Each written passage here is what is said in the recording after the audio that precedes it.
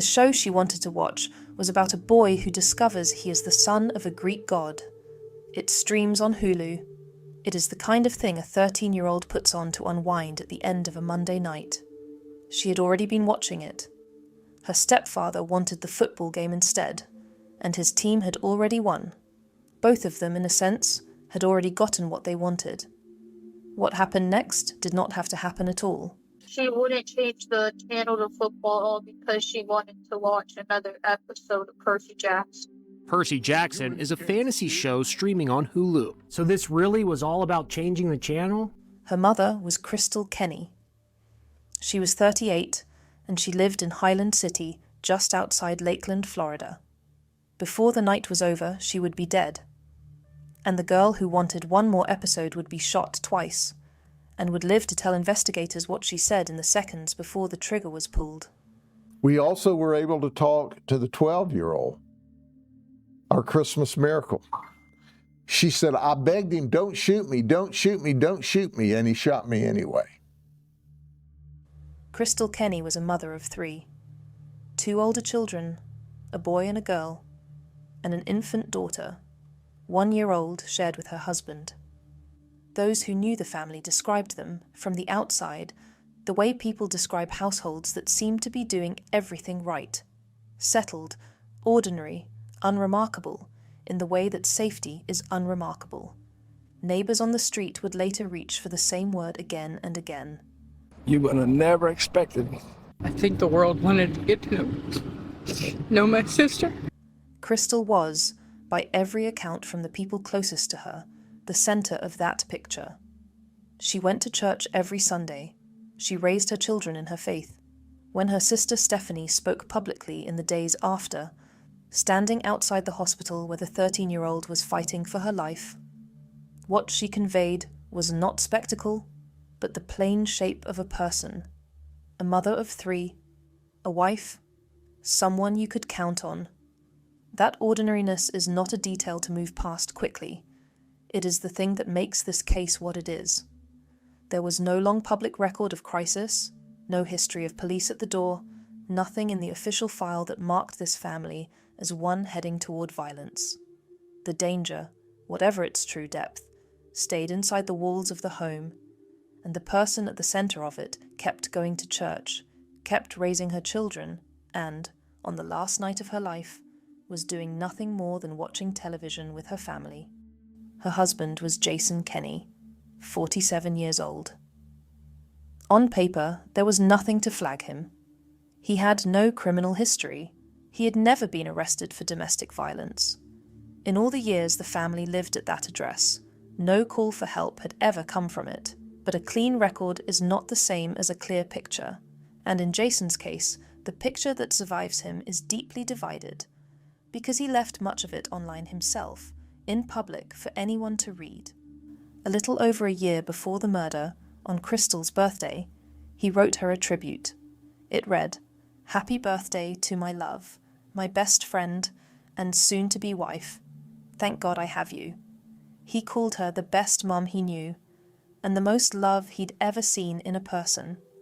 Held up against what he would later do, the words are almost impossible to square. That is one version of Jason Kenney. There is another, and it appears on the very day of the killing. On the afternoon of December 22nd, roughly 9 hours before the argument over the television would begin, he tagged Crystal in a post about spiritual warfare. The language is not loving, it is possessive, and it frames his own wife as something being taken from him. He wrote, "Satan wants your wife. I always tell men, if they don't lead their family, Satan will." And he added a single heart emoji. Roughly 2 hours later, the same man posted a light-hearted meme about being excited for the 49ers game that night. Devoted husband, jealous mystic, ordinary football fan. All 3 inside a single afternoon. It is tempting to read the "Satan wants your wife" post as a clear signal of what was coming, but it must be handled honestly. No one can say it was a plan. What can be said is that the interior life Jason chose to broadcast was turbulent, fixated, and, on the last day, dark. and that none of it, on its own, was treated by anyone as an emergency. A retired detective who reviewed the case made the point that the football game was never really the cause. But there's no way that this started on Monday night because he got angry over a football game. This is something that's going way back. This is building up.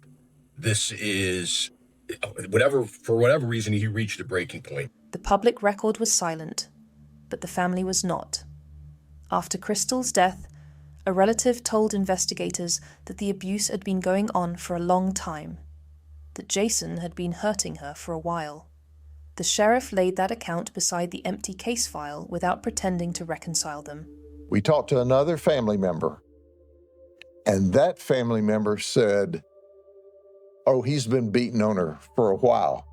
So we've checked our records to see if we received any calls at the residence, and we have not. He has never been arrested for domestic violence. The sheriff offered his own read on why a marriage could hold that kind of harm and never surface in a single 911 call. He said plainly that it wasn't surprising, that some women protect their husbands, that Crystal never called on him, but that Jason had apparently been known to injure her before. It is a pattern anyone who works in domestic violence recognizes. The record stays empty, not because the danger is absent, but because the danger is hidden, often by the very person in the most danger. There was one more trace of what life inside that house had become, and unlike the Facebook posts, it was private, and it was in Crystal's own hand.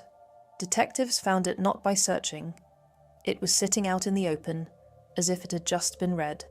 We found a note that at some time in the past Crystal wrote, and it was open, where she told Jason, you know, you're drinking, you're using cocaine again, this is not the way the family should be, you need God. 4 sentences. A wife telling her husband he was drinking, using cocaine again, that this was not how a family should live, that he needed God. It reads less like an accusation than a plea, the words of someone who could see the edge her husband was moving toward and was still, in writing, trying to pull him back. The note was undated. No one can say whether she wrote it that very night as they argued, or weeks earlier as a warning that went unheeded. The sheriff said outright that this could not be determined. What it establishes beyond dispute is that Crystal saw what was happening, named it, and had not given up on him. The night of December 22nd began with football. Jason had been drinking through the evening, watching his team play the Indianapolis Colts on Monday Night Football. His team was winning, and would win big. There was nothing in the scene that forecast what came next, which is exactly what makes it so hard to absorb. And Jason's been drinking during the evening, and he's watching his football team, the 49ers, play football. Well, they're having a good night. They're winning. In fact, they won big. Near the end of the game, around 11 o'clock, Crystal suggested they watch something else. Her daughter wanted her show. That was the entire provocation. From it, an argument began, and it escalated fast. Crystal's sister, who spoke with the surviving girl, later described the trigger in the barest possible terms. My sister was peacefully watching her show, and he did not like that. Crystal appears to have understood, faster than anyone should have to, that this was not a normal fight. She turned to her 12-year-old son and told him to leave the house and call 911. He did exactly that. He ran for a neighbor's door, and as he was leaving, he heard the first gunshot behind him. His mother's last instruction to him is the reason the outside world learned what happened inside. Crystal told her 12-year-old son to go to call 911. So the 12-year-old flees to the neighbor's house in order to dial 911, and as he's leaving the house, he hears a gunshot. Deputies reached the house in under 5 minutes. It was not fast enough. Inside, they found Crystal in the living room, shot in the head, already dead. In a bedroom, they found her 13-year-old daughter, shot twice, once in the shoulder, once in the face. The wound to her face was one that should have killed her, and she was alive, conscious, and able to speak. The sheriff reached for the only word that fit. We later learned the bullet in the face hit her on the bridge of the nose, went straight up and out the top of her head. She is alive in critical condition, but stable at Lakeland Regional Health, and is alert and talking. That's a Christmas miracle. There was a third child in the house, the infant, Jason's own biological daughter, 1 year old, asleep in her crib. She was unharmed.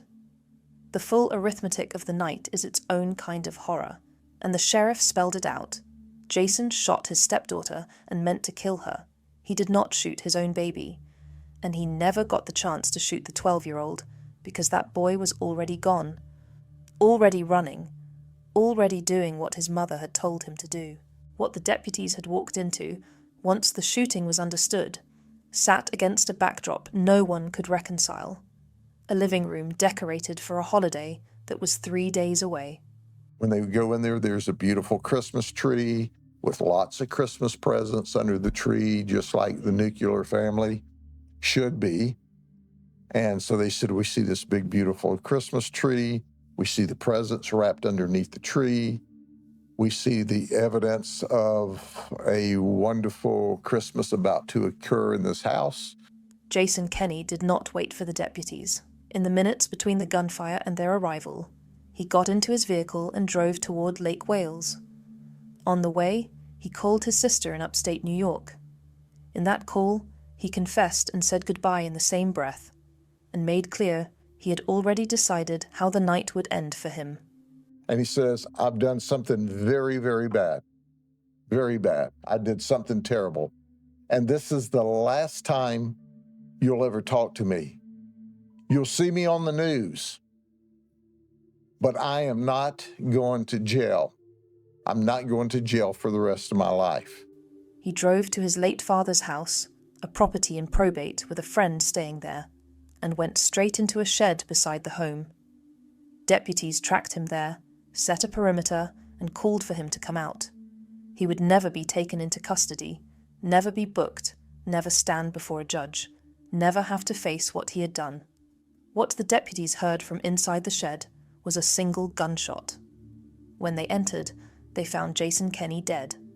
In the sheriff's blunt assessment, it was the only thing he did right all night. I don't want to sound sinister, but the only thing he did right that night was shoot himself after those horrible deeds. The sheriff kept calling the girl's survival a Christmas miracle, and clinically it is one. A bullet entered her face and exited the top of her head, and she lived, alert and talking, and is expected to recover. But it is worth sitting with what that survival actually required of her. She lived by staying conscious through it. She is the reason the last moments are known at all, because she could tell investigators what she said while the man who raised her stood over her. When a reporter spoke with her afterward, she repeated the words that kept her tethered to that room. I was repeating, please don't shoot me, please don't shoot me. Her 12-year-old brother carries a different weight. He did precisely what his mother asked, and in doing so, he saved his own life and brought help. But he heard the first shot as he ran. He will spend the rest of his life knowing that the last thing his mother did was send him toward safety, and that the sound at his back as he ran was the sound of the family he was leaving behind. Both children survived. Neither of them got out untouched, and one of them is the only reason the truth of the night did not die inside that house. There is no verdict at the end of this story, because there was no one left to try. The man who did it delivered his own sentence in a shed, and closed off the only question that matters. Why? What remains is the accounting. 3 children lost their mother in a single night. The infant lost both parents at once. The 2 older children, whose biological father, the sheriff said, had never had any interaction with them, were left with no parent standing. They were placed with grandparents while the state took custody, and the people who loved Crystal built something around them. Her sister Stephanie becoming the family's voice, a fund set up to carry the 3 children forward. How does an argument over a television program end up with a murder, an attempted murder, and a suicide? That should never happen. The trigger was almost nothing. A request to change the channel, a girl who wanted one more episode. The cost was total. Crystal reached for help in her own handwriting, telling her husband he needed to get better. She was still reaching when the reaching ran out. The people who loved her are left to make sure her 3 children know exactly who she was